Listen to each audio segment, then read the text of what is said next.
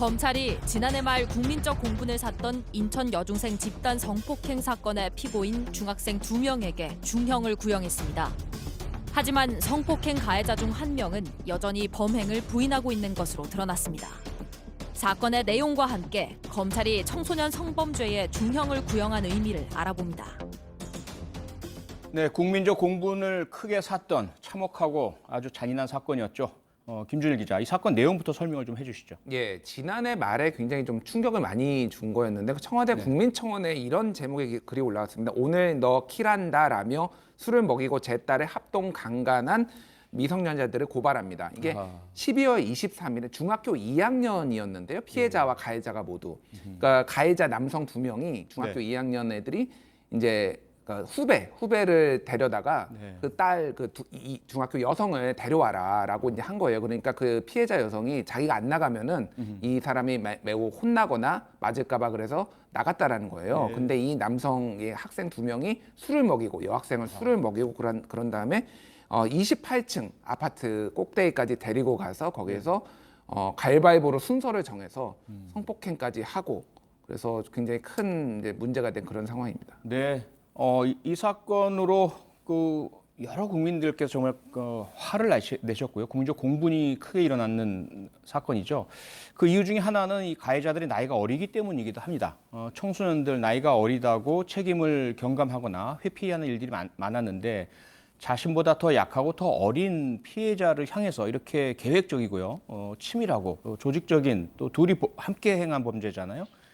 이런 범행을 저질렀다는 건 도저히 좀 이해도 양해도 또는 뭐 용서도 안 되는 사건인데 뭐 이 사건에 대해서 그 논란이 더 됐던 것이 피고인들이 전혀 반성하는 태도도 보이지 않았다는 거 아니겠어요?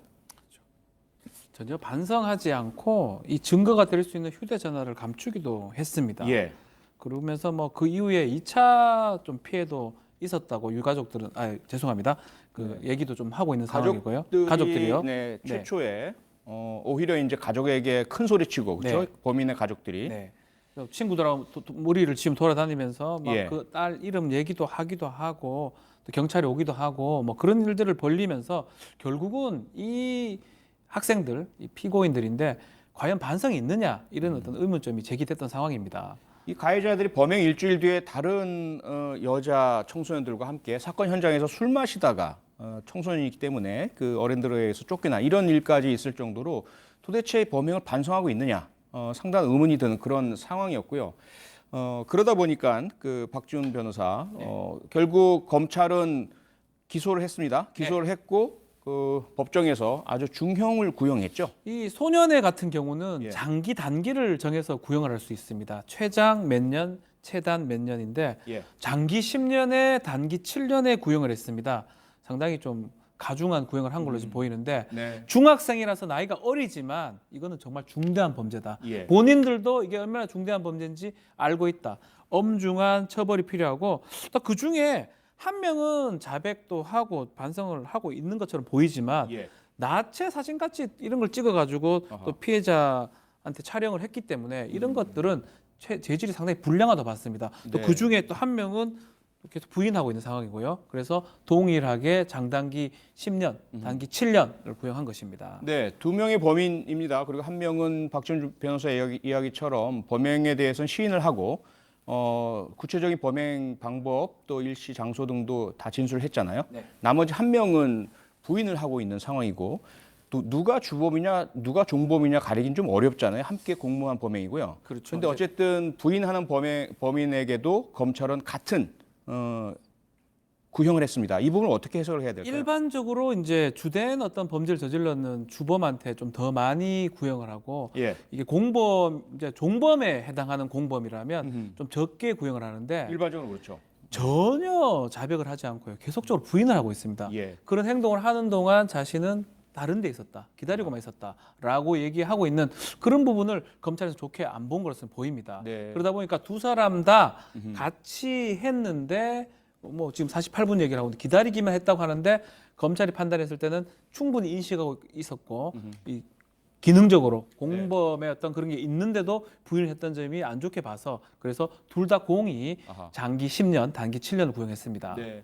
김준일 기자, 지금 뭐 박지훈 변호사가 설명을 해주긴 했지만 이들의 태도를 보면은요, 범행에 대해서도 있는 그대로 다 솔직히 털어놓는 게 아니고요, 상대방에게 떠넘긴다든지 자신의 책임을 줄이려는 듯한 태도도 보이고 있고 전혀 반성한 태도를 보이고 있지 않잖아요. 예.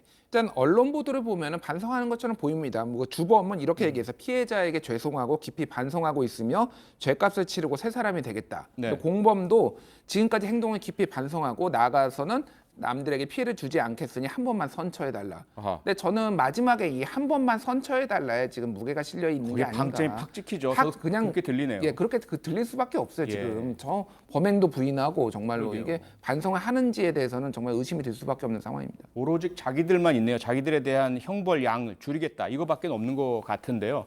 그동안 사실 그 박지훈 변호사 나이가 어린 미성년 범죄자, 지금 저들의 나이는 14살, 15살입니다. 그러면 갓 촉법 소년 연령을 넘겼잖아요. 형사 미성년자를 갓 벗어난 연령인데 이들에 대해서는 그동안 사실은 소년법을 적용해서 형사 처벌이 아니라 보호 처분을 내리는 그러니까 소년 법정으로 송치하는 일들이 꽤 많았었잖아요. 상당히 형이 약했다고 봐야 되겠죠. 그렇죠. 뭐 그 이유 자체가 소년은 교화가 필요하고 네. 미래가 있기 때문에 이제 소년법 취지를 살린 건데 그럼에도 불구하고 청소년이 범한 범죄라고 보기에는 아주 잔인하고 예. 흉폭하다고 또 이런 범죄들이 반복되고 있습니다.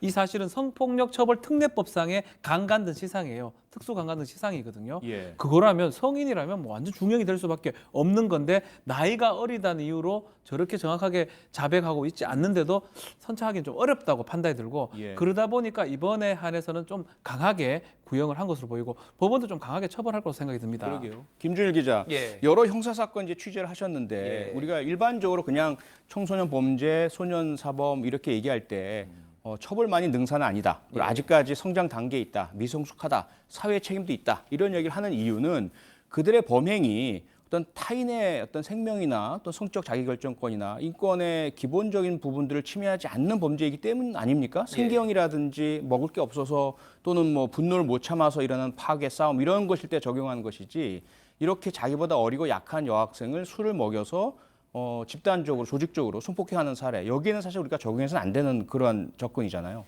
예, 모든 거를 동일하게 촉법소년이다 그래서 형사처벌을 안 하는 게 정말 맞는 것인지에 대해서 좀 되돌아볼 필요가 있을 것 같아요. 그러니까 그렇죠. 이렇게 예. 잔인하고 강력한 범죄라면은 뭔가를 뭐 규정을 따로 만들어서 이들이 다 범죄를 하지 못하게 그리고 일벌백계 어떤 또 다른 사람들이 그런 것들을 보고 좀 움츠러들 수 있게 이런 것도 좀 고민을 해봐야 되는 때가 아닌가. 네. 매년 2,000건 이상씩 지금 벌어지고 있거든요. 이런 네. 촉법소년에 의한 그러면 강력 범죄가 그렇죠. 문제입니다. 예. 예.